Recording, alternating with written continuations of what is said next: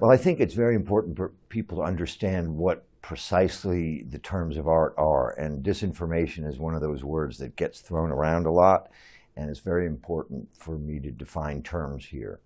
Every government has and will communicate its point of view, why it's pursuing its policies, and they should be able to do that, and nobody has a problem with that. Except perhaps in the case of Russia having invaded Ukraine, we had a problem with RT. But generally speaking, governments can and will communicate their point of view. Where disinformation comes in, real disinformation, is when governments, primarily governments, but could be non-state actors as well, intentionally lie about a problem in order to divide, in order to change policies, in order to affect elections, in order to confuse adversaries. When China or Russia or Iran or terrorist groups promulgate some terrible lie and don't admit that it's they who are doing it through false, perhaps using bots rather than real individuals on the internet, through buying up a journalist and buying their services and having them write it, where they're not labeling it as coming from the Communist Party of China or coming from the Kremlin. All those different forms are what add up together to what I would call information warfare. And the truth is that Russia and the CCP, the Communist Party of China, have been using information warfare against the United States and its allies around the world for many, many, many years. They spend billions and billions of dollars on it, and it's only recently, I think, that the West, the United States, Canada, our governments, have appreciated the extent to which this kind of information warfare goes on.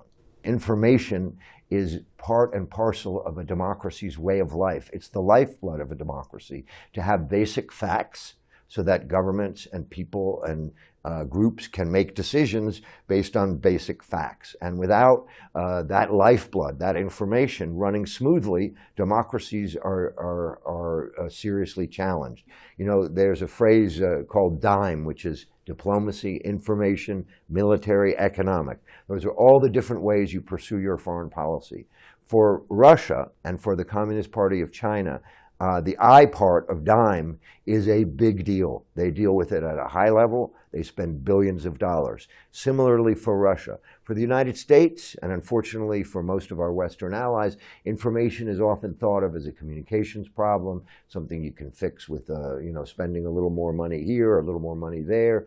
But as a result of the prominence of social media, as a result of the 24-hour news world we live in and the information revolution, China and Russia now have incredibly available tools through this information revolution to damage our democracies. And we don't, by contrast, have an ability to operate behind their walls. Information is a domain. The way air space is a domain, sea space is a domain, cyber is a domain, meaning that that information, what their citizens read, see, and watch, should be sovereign in the sense that Russia or China, if they want to say something to a citizen in that country, should say it openly with their name on it, to have China's CCP stamp when they are communicating some piece of information about what they think the world should look like or the way the United States behaves. Same with the Kremlin. And when that doesn't happen, when Russia or the CCP in Beijing secretly, covertly enter the information space of an African country or a Latin American country, in my opinion, that's like a violation of their sovereignty because they're not doing it openly. We can't control, and frankly, we don't want to control what everybody says. That's not our job. What we want is to have more information for people to make judgments. If they find out that some website or a radio station says, for example, the United States has biological weapons in Bulgaria, they might have a certain reaction. But what if they read, Russia says the United States has biological weapons in Bulgaria, they will have a completely different reaction. And we want them to be only living in the second world, not the first world, the world where Russia can secretly, without putting their name on it, without their hidden hand being known, try to communicate disinformation to citizens in democracies around the world.